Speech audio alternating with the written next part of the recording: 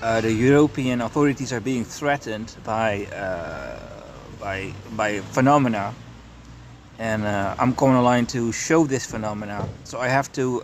I see the threat, and the threat is called the Second Reformation of Europe, and I'm going to try to balance this so that the authorities can amend their ways, whereby the Second Reformation doesn't hit so hard, because this looks like an incoming disaster, ladies and gentlemen. So in front of me I have a little note on the with the the data, and I'm going to try to translate that data into such a language that you, the ordinary person, can understand that. So that's a little bit complicated. All right. So the European Union's destiny is like a role-playing game, an RPG, just for the sake of your imagination, that anyone can understand a little bit how this destiny works. So the character you play in the European destiny is decided by your legacy. This is a complicated thing. So now we're going to go deeper into the framework of gravity of a civilization inside of the codex. I don't know what a codex means to you, but I'm going to define the word codex. The civilization has a million layers of self-expression. The bakery to the court to the king. They all have a certain preset nature. This nature is given to them by something which is called the etheric destinical body. The destinical body, the Merkaba.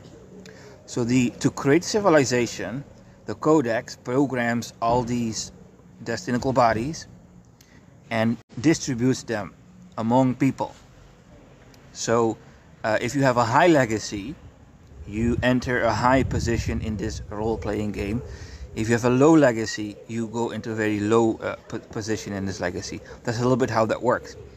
And you inherit this, that's called predestination. You inherit your legacy, and you are forced to do this from birth until death. You cannot stop doing this, because if everyone just stops doing the RPG, then the system itself is at danger. You're endangering the system. So it's a little bit like Matrix. Everyone has to play his or her role to keep the Matrix alive. That's the foundational understanding of the way how the European destiny works. So now comes the complicated part, the reformational part. This is where the danger starts. If somebody steps out of this role, for example like me, that person gets systemic attack, which is called abnormal. Okay? So that's a completely out of this world difficult concept.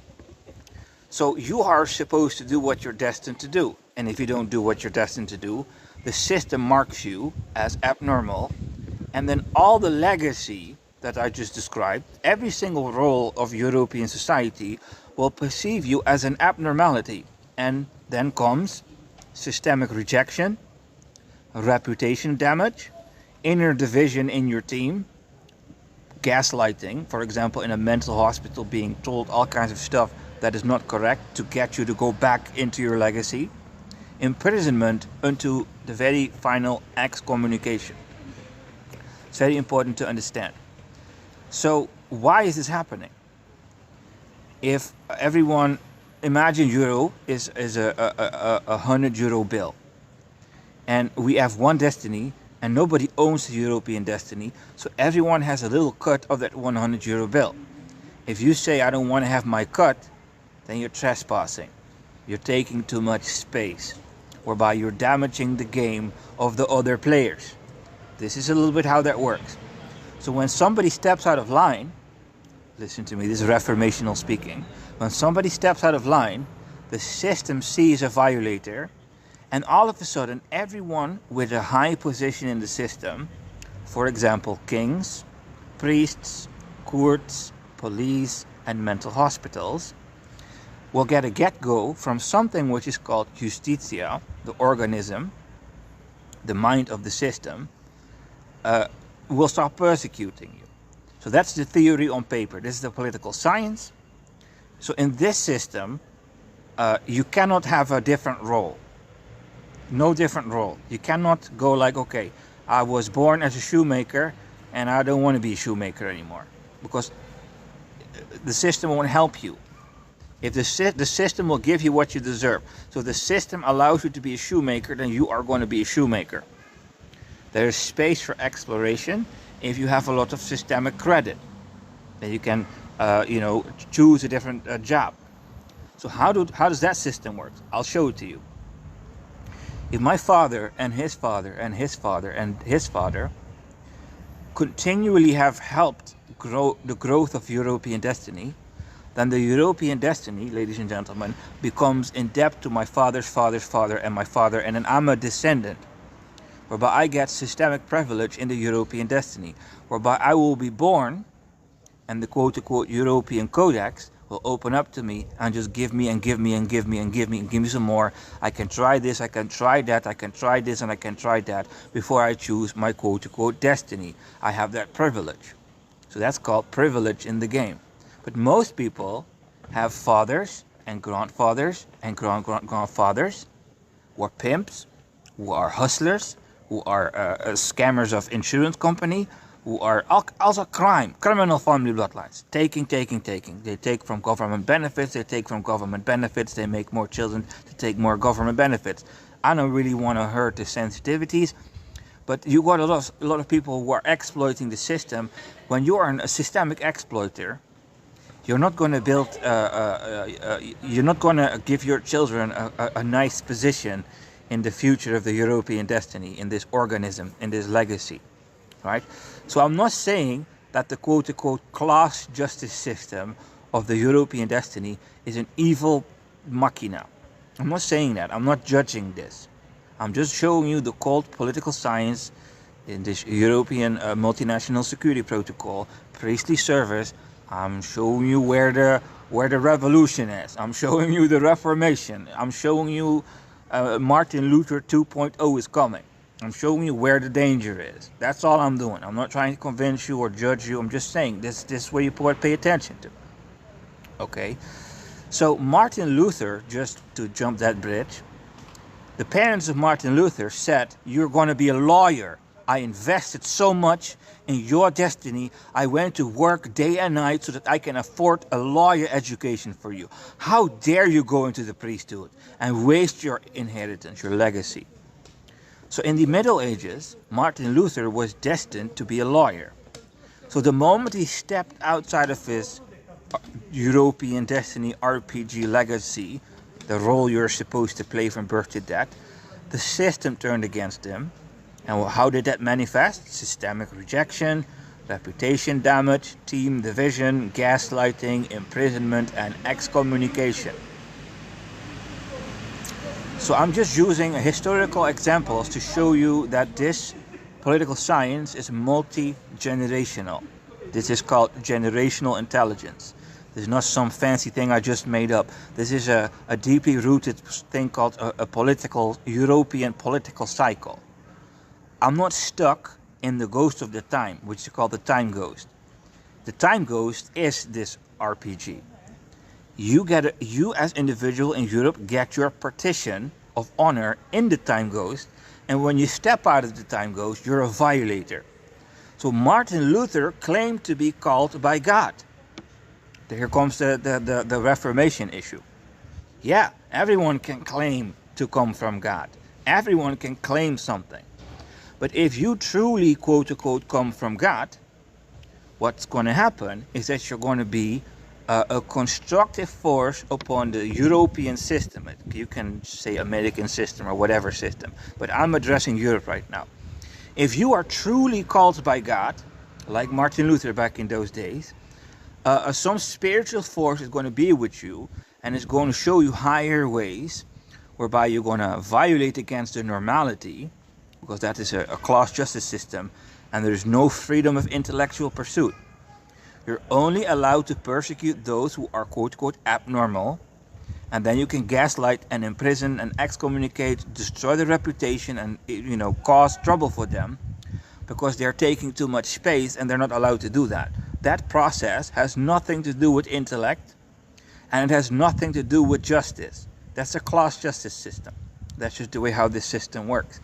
So anyone who is born to be a lawyer, for example, like how Martin Luther was born to be a lawyer, The psychology of such a man, having the right account in the European destiny, having the right forefatherly line to become an instrument of this European Justitia system, this RPG, this honor birthright game, that individual in the European destiny was born to be a lawyer, and everyone else was born to be something else. And he stepped out of line, and what did he face? His parents said, "Oh my God, I worked 20 years to get you an education. How can you bring this type of shame upon the family? Oh my God, how can you do this?" That's called team division. So there is an organism that divides the honor among Europeans, which is called Justitia European Union, and everyone in a sense is an instrument of that. So Justitia Europe went down upon the parents of Martin Luther and went like this: "Please go back into your destiny. I'm going to reject you because you're stepping out of line," through the parental tie. So then Martin Luther continued disturbing. So then all of a sudden the reputation damage and eventually facing excommunication and death threats.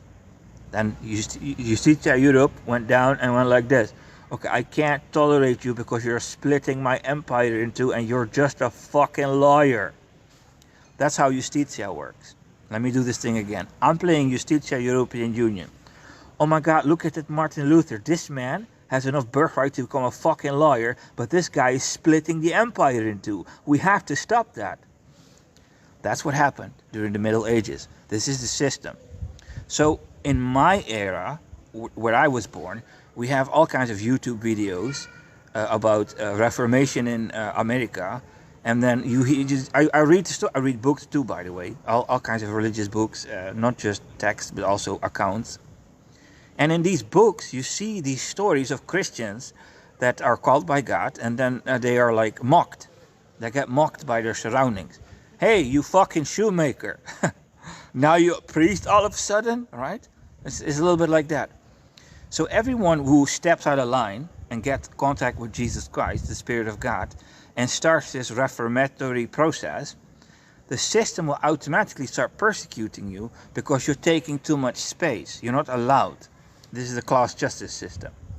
So back in the day of Martin Luther, it worked like that. But in today's world, people like to let each other know their status, whereby a woman walk up to a man and say, "You're not 190 or 2 meters, and you don't have enough, your bank account doesn't have €1,000,000. So you don't have any right to say anything. You don't have rights. Who are you to address me?" I'm talking like a woman. "You don't have the right features to claim the space in front of me." Right? It's a class justice system. Right? So when you become a priest and you start looking at that individual woman going like, "You're a sinner," right? The ordinary man without that destinical value doesn't have the systemic right to say that to a woman like that. It's a violation against her dignity, right? That's called hate speech in this system. So when you are a king, a priest, or whatever, a police or mental hospital, your goggles, in influence of Justitia Europe, you're going to administer the score, the destinical score. "Hey, you lawyer. Hey, you shoemaker. Stay in line." So when you're a psychiatrist or a psychologist, are you busy with repairing souls? No, you're busy with how do I make that person stay in line. If you're a police officer, are you busy with the law? No, how do I make everyone stay in line? If you're a court, are you hammering in the name of justice? No, you're hammering in how do I keep everyone in line? How do I keep the organism alive? Everyone is an instrument in this quote, metaphorically speaking, analogy speaking, this RPG. Everyone has to stay in line. So Martin Luther eventually defeated. So imagine this. Look at me. I'm playing Justitia Europe. Oh my God, look at that lawyer. Oh my God, that lawyer is destroying the entire union. Oh my God, this lawyer is winning and destroying the union. How is that possible? I'm going to show you how you do that. So when you have the birthright to be a lawyer and you start helping other people, you start improving their destiny, your birthright increases. So Martin Luther was connected to some kind of a wind in the European Union that was anti-corruptional. So not just Martin Luther, it was also Erasmus. There were multiple people in the European destiny who were resisting this. Oh my God, you're a lawyer class justice system. Because they were tired and fed up of the way how it works. There is no freedom of intellectual pursuit, and there is only a class justice system. Imagine Martin Luther being exposed to an OnlyFans prostitute who is looking at him like, huh, you're 165. I don't know how long Martin Luther was. And you don't have enough money, you rat. Get the fuck out of my face. So this way how this system works is very distasteful for the majority of the people. So they will be inclined to open their hearts to the message of Christ. To the message of, if I repent of my sins, I can be saved, I can be forgiven, and I can rebuild a new destiny. So in Europe, because of the tyrannical normality, so many people are starting to rebel and actually are start opening Christianity and opening themselves to different philosophies to try to escape this tyrannical system, as explained. However, what they are facing is called, oh my God, you shoemaker. And I'm witness. I'm going to give you testimony. I'm doing the European Multinational Security Protocol priestly duties. Prophet of God, this is the ending of my 12th year. Do you not think I've sit in front of the fucking truckers? The truckers, as prophet of God, sitting in front of the truckers with the Bible. And I'm a little bit, I'm not saying I'm arrogant or that I'm not arrogant, but I saw the destiny of the trucker. The trucker has a wife, and the trucker has his Christianity, and I'm looking at that and going like, wait, this looks completely delusional. Because I'm a type of figure, when I was still in the system, because I of course left the system, but when I was still in the system, I was in the top 100 of most influential people of the country in a specific years, and I didn't even go to the invitation. I didn't even go there because I was way too busy with stuff you all don't want to hear about. Okay, so I'm not want to brag. I just want to say I'm not a fucking shoemaker, but I guess you already figured it out. Okay, I hope at this point you figured out that I didn't walk away from a fucking shoemaker or truck driving destiny or something.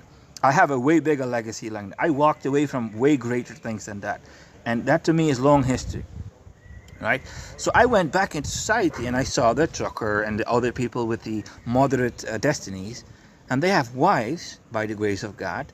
And the way how these wives care for them by the love of Christ, I looked at that going like, wow, that's some serious stuff. An ordinary middle low class individual with the Bible is rejected by the system. Systemic rejection, reputation damage, team division, gaslighting, imprisonment, and excommunication. That reforming Christian that is just a trucker. Man, the love of Christ coming at him through his wife. I looked at it and go like, this is not reality. This is not how reality works. You know, that's how I look at this thing. So Christians know about love of Christ, and they can completely live without the systemic approval. They can live in a world within their own world because of the love of Christ. And while they have the love of Christ, they're going into their church, and then they go into their society, and they're going to distribute the love of Christ. Let me give you my personal example. I went to Amsterdam, and because I was a notable person, I have no woman issues. Most of the time when you're critical against women, women think you've got woman issue. I guarantee I got no fucking woman issues. So I'm the type of man, I close my eyes, because if you open your eyes, a woman can control you. The whole hustle of the woman is to use her sexual energy to wire you, to wire your weaknesses against you. So I'm a trained man, no honey traps, nothing like that. That doesn't work on me. When you start honey trapping me, I go like, you know, it's like I'm that type of person. I got complete control, called self-sanctification. So I walk up to the red light district, and I start knocking on the doors of the prostitutes in Amsterdam. Hey, knock, knock, knock. As Christian preacher, behind me are the 20 evangelists. Because of course, I summoned them. Because they're all Europeans, right? Europeans are very timid people. They're not aggressive like me. So I look at the Christians, and I say to the Christians, hey, do you know what this Bible says? We need to preach the Bible to the sinners, Do you want to go and preach this Bible to the sinners? And they go like, aye, Captain. And we all go to the red light district. And I knock on the window. You know, I got, how you call that? Charisma or this, I don't know how they call that. I don't know how they call that. There's some word for somebody that who can start the conversation. So I'm starting the conversation with these prostitutes. And they're starting to flush the whole fucking shit. I go like, no. Not interested. You cannot control me that way. Because that's their personal ego, their personal power. I say, I just want to talk with you about Jesus Christ. Do you know that you can be forgiven? Do you know that Jesus Christ can enter your heart? Do you know that Jesus Christ can reform you? Do you know that Jesus Christ can provide a fucking escape from you, from this fucking shit you're in here? Knocking from door to door. Knock, knock, knock. Hey, you prostitute. You know, we're not the same. I ain't touching what you're providing, but there is a message. You can be set free. I know you're stuck in shit. And you know that I don't respect you and you don't respect me. This is not about respect. I'm just a fucking messenger boy. If you pray to Jesus Christ and ask him for forgiveness, your curse can be lifted right now because Jesus Christ down a cross to give you a fucking karmic reset. At the spot you can get mercy. And I walked on to the next one. I go like this, knock, knock, knock, like the fucking Grim Reaper going next door. Talk, talk, talk, I'm here for you. Just going from woman to woman to woman to woman to woman to woman, and these women talking to me. And so I go like this, well, if Jesus can pay my bills, I'll become a fucking Christian tomorrow. I go like, shut the fuck up, I'm not discussing with you. Next door. I'm just doing my job. So, of course, 99.9 fucking percent of these prostitutes close their ears and laugh, but there's that one or that two prostitutes that I got out of there, out of the chains. That's karma. That karma go to me. So no longer quote-unquote lawyer. So the more you start crusading and evangelizing, the more you start repairing broken destinies, the more you start setting the slaves free, the more energy enter your soul, the more legacy, and that lawyer all of a sudden become a magistrate, and that magistrate can become a king. And that king can become a fucking emperor. That's legacy. So sure, the moment the Christian steps out of line, he is quote-unquote like Martin Luther, just a lawyer or just a shoemaker and stepping completely out of line, making these hierarchical issues. But because the love of Christ inside, that individual will go and fix the system. And the more you fix the system starts owing you. And if you successfully start fixing the system like Martin Luther in team with other people of that era, you get so much systemic legacy that you all of a sudden become the new dominant power. Yes, so throughout the years, 12 years of prophethood, in the beginning it was terrible. People coming at me. And every time the people came at me with their really weird shit, I looked at them and went, look at these fucking commoners. Who gives a shit? You can have your fucking opinion. They didn't talk to me like, oh my God, there's the shoemaker. Oh my God, you shoemaker. Who know your place? They don't talk to me like that. So when these mechanics I just described started attacking me, I was reading these books about American Christians doing their thing, being mocked because of their shoemaker, mocked because they are truckers, that type of mockery. I'll be like, I would be praying back then. I'm thanking Jesus Christ, like, thank God I'm not a fucking shoemaker, because I would have become real fucking angry. I'm just that type of person. Because I already had a proper social status in society, as explained, I was in the top 100 list of most influential people in the country I was born in. I didn't even fucking go there to the fucking ceremony, because because my inner sense of self-esteem was already so developed. When these fucking idiots walk upon me with their insults, I go like, okay, it's okay. Life's hard, I get it. Your ego offended, now I'm all of a sudden doing the priestly duties. Okay, you're offended, get it. So it didn't really hit me. But I can tell you the truth, if you are an ordinary Christian somewhere, somewhere for I don't know where, some village in Sweden or whatever, or some village in France, and this machine starts hitting you and start reminding you of your fucking social status. When these women, like how these women walked up to Napoleon and said, oh my God, look at your fucking ugly shoes, you fucking short fucker, we don't do business with you, get the fuck out of here. When that systemic score hits you through that system, that systemic humiliation ritual, oh, you need some really huge fucking self-esteem to not be hit. by this Justitia Europe organism through the system. Yes, if you step out of line, Justitia Europe will indiscriminately, through your parents, to the system, to the court, to the psychiatry, to the psychology, to the church, to the monarchy, to the whole system, which turn against you and try to get you in line. And while you're being brought in line by Justitia, you're going to do your Christian duties, and you're going to build your systemic credit and European system, and slowly the persecution will turn into what happened to me. Years later, they walked up to me, start kissing me, go like this, kissing me. They started kissing me, please come back. This is how they start talking to me. We're so sorry. We're so sorry. So after, when I fixed my score, European Union Justitia system no longer does this whole stuff that it did to Martin Luther and all these other reformatory figures. It started kissing me. I'm telling you the truth. This is years ago. It's like I'm already deep. This is year number 12. I'm talking about year number 8. These mothers walking up to me, kissing me. My son had so much success because of you. Please come back. We need that success. We need that organizatory mind of yours. That's how it started talking. Bribes and affection, trying to get me to stop, right? So when you're in the final stage of this destiny thing, yeah, the system is not going to hit you. The system is not going to go like, oh my God, you lawyer, because you already have proven yourself. Let me tell you something, more testimonies. The Dutch system, right? When I was in the red light district doing this knocking on the door thing, when I was doing the knocking on the door thing with these prostitutes, the police arrested me.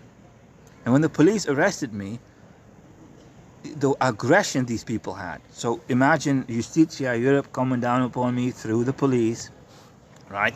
And I'm looking at the police officer, and this guy go insane. And I'm looking at the other police officer, a woman, and I say to the woman, do you see this? Do you see how crazy that police officer is? What's my crime? What the fuck have I done? I'm just standing talking to fucking prostitutes about Jesus Christ. The fuck is wrong with that nut job? And the woman police officer walk up to me, go like, looking at me like I'm going to get fucking assassinated or something like that. I look at this woman police officer, go like, the fuck is happening here in Amsterdam? The fuck is wrong with you all? What's wrong with you all?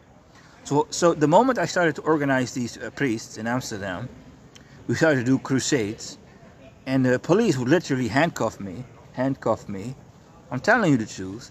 And they would just literally bend the handcuffs, bend it, and walk me like a fucking pig. I'm telling you the truth. Like, I was the hero, right? I'm playing the tough guy. I was playing the fucking motherfucking tough guy. You have all these timid Christians, and I'm standing in front of street preachers, right? I'm talking about guys 70 years old. I'm talking about women 70 years old. And I'm mocking like, hey, little street preachers, right? I'm pulling these elderly Christians into the fucking battle zone. And the police stand in front of me with the horses, coming down upon the horses, putting me in the fucking handcuffs, calling me fucking St. Nicholas.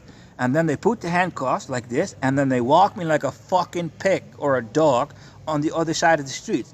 I didn't do anything. I was just doing the Christianity. And while they were doing that, I just cursed them. I'm like, you ain't breaking me. This Justitia Europe, it is a very corrupt organism. It's very hostile against Christianity.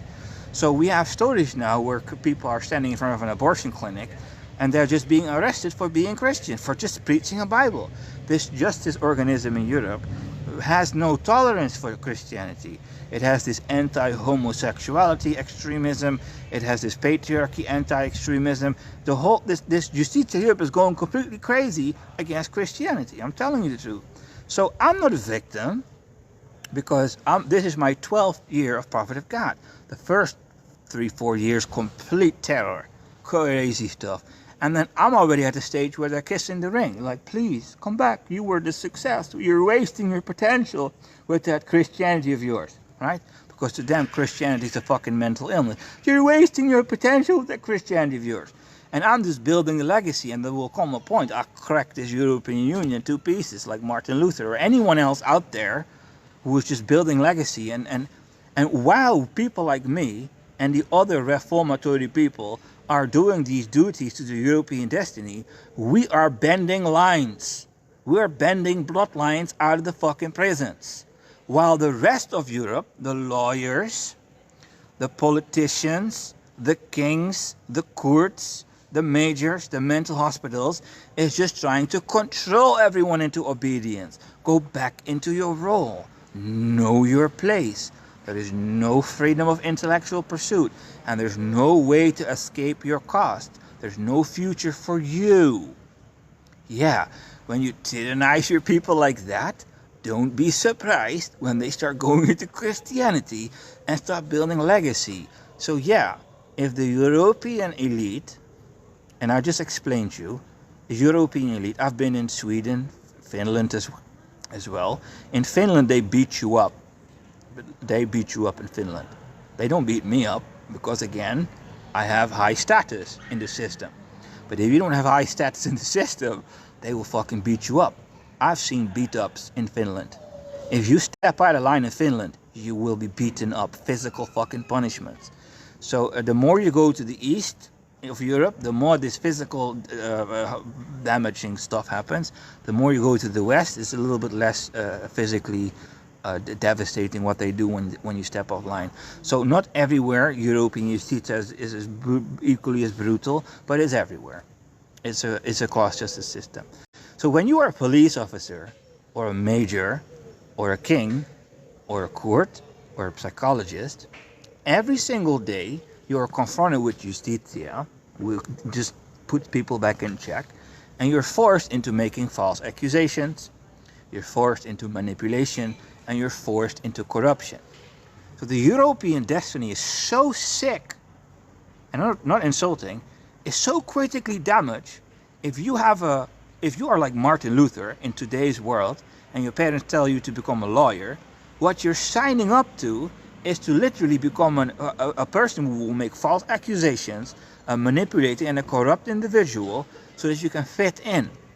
Fitting in as a European authority means you're going to become a false accusatory figure, you're going to manipulate, and you're going to have corruption. This doesn't taste good.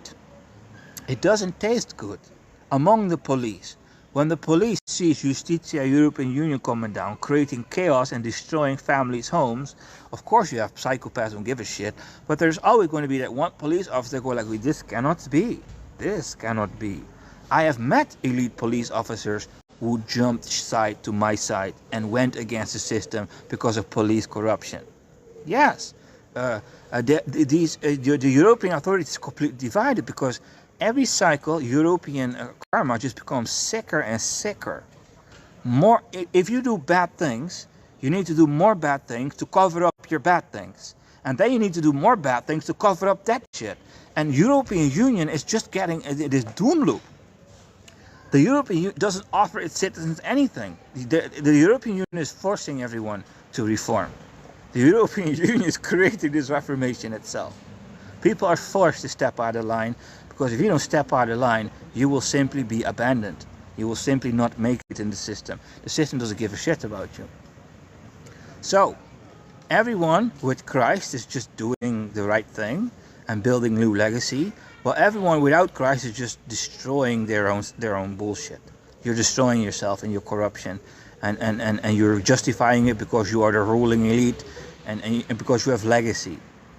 Anyone with legacy, police officer, priest, or whatever, you're going to wake up in the morning and go like, this is some brutal, corrupt stuff. But if I don't stop doing this brutal, corrupt stuff, how am I going to eat? How am I going to do this? How am I going to do that? You're going to be like that prostitute I talked to. If Jesus Christ can pay my bills, I'll become a Christian tomorrow. Nah, that's not how that works. No. That's not how that works. Okay?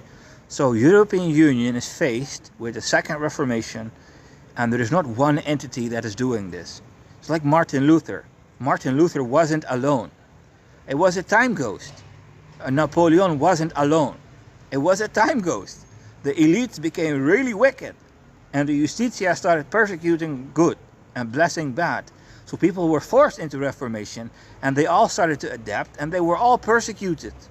Everyone was persecuted. The Pope wanted to kill Martin Luther.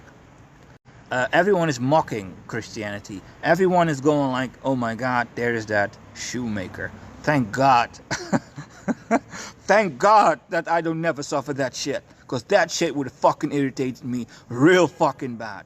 Terrible. I don't like that shit. So I'm exempt from this this little thing. I wasn't born to be a fucking lawyer or a fucking shoemaker. That's how that's how I can still sit here in the middle of this fucking chaos and go like, ha, there we go. European multinational security protocol. Do you want to know what I did to the Dutch king? You know what I did to the Dutch king? This Dutch police force, right? I just explained to you how fucking brutal these people are. They walked me like I'm a fucking pig. I talked with God, and I said to God, I won't fucking attack Dutch kingdom, but I want to have the soul of the Dutch king, because I'm just curious. I'm not a king. Do you understand me? Martin Luther's just a fucking lawyer. I might have some social status, but I'm not a monarchist. So to me, it's like a fight club. Look at me. I can beat up any fucking criminal. That's a fight club. I'm an instrument of justice. This is called a strength. Okay? That has nothing to do with claws. Strength and claws are two completely different things. So I was interested. Okay? So I'm not so interested in taking revenge. I'm more interested in what is it like to be a king. What can a king do? A king doesn't enter a fucking battlefield. He could, but that's not what it does. When you see the films about monarchies, they don't really fight the same way. Kings don't go into the ring and beat up their opponent to show that they're the biggest king. That's not how kings work. Kings have some kind of mystical powers. And I was very interested in finding out what the fuck these mystical powers are. So the Dutch king was born, and the European Codex gave the Dutch king a Merkaba of a monarchist, because that's his legacy. So in a peace treaty with those corrupt motherfuckers, I just took his Codex King Merkaba and I realized what that is. And that's like little Napoleon. I ain't even joking. I thought it was a joke. I'm telling you the truth. The world looks at a little kingdom like Netherlands and go like, yeah, it's a Dutch king. The fuck is that, right? Who doesn't think like that? Me too. I read books about monarchists, so I don't underestimate anyone.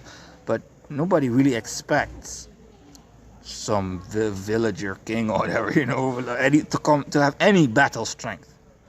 No, it's a miniature version of Napoleon. When you watch Napoleonic videos, Napoleon has a certain nature, and this Dutch king's Merkaba is like a very small version of that nature. It is agility and the intellectual capacities and the management capacities. It's like Napoleon on a hill seeing all these people. You know what I'm saying? Look at all these people running after the money. Look at all these people running after their fucking wealth. Look at all these fucking people with their plans. Look at all of them trying to prove that they're right. So busy every day. It's a certain energy, monarchistical energy. Like, look at them hustling because they don't know what power is. They think they know what power is. So they think when they win the championship that they all of a sudden know what power is. But you don't know what power is when you play the game. You know what power is when you own the game. And when you have a Merkaba, like a king, you know how to own the fucking game. Right? You don't play the game. So your intelligence change. So people from the population, you can have strong combat intelligence, but these monarchists and these European elites, they don't have that type of intelligence. Fighting is for the ordinary people, They're hovering on a totally different fucking plane that you all cannot relate to, but I can. So everyone has his own legacy. So instead of attacking Netherlands, I just took the king, the power, the spirit of power, and I see that, and that's great. It's very helpful when you're busy with a revolution or reformation. So the gist, that's how they call that. The gist of the matter is, if you are a European authority, if you're born to be a lawyer or whatever, every step you take, this corrupt system, it will hit you. The systemic mind of the West sees your negative karmic credit score, sees your negative systemic credit score like a parasite. You're like a parasite with bad karma, And every time you do this chaos, this chaos energy, this stuff I explained, your way of authority, every time you release chaos upon European destiny, instant karma is going to stop you. I know the ordinary Christians don't understand this. When they sit at home with their love of Christ, and they're building their legacy, they don't know that when they step outside and do their Christianity and the Pope tries to kill them or whatever, or somebody try to gaslight them, they don't know that instant karma is going to destroy them. It will take them a couple of weeks. It will take them a couple of months before they realize how weak you are. They will need some time to figure out that you are spiritually dead. Okay? It's going to take some time before these quote-unquote Christians and other reformatory forces have acquired enough systemic credit to become an instrument of Justitia Europe and cut the empire in two pieces. It will take some time, but I'm letting you know in advance. It will happen. It's inevitable. The wrong side of the European Union is so tyrannical and so karmically bankrupt, you're going to create a hellhole doom loop. And the other side of Europe, with the Christianity and the Reformation, they are falling and getting up, falling, getting up, falling, getting up, little step after little step. Eventually, they're going to cause Reformation. And like Martin Luther, they or I don't care. It's not about personal glory. Will cut this European Union, if needed, in 100 pieces. This is game over. I'm telling you. European Multinational Security Protocol. I'm warning you for the game over. If you do not amend your ways fast, this inevitable procedure will end your rulings.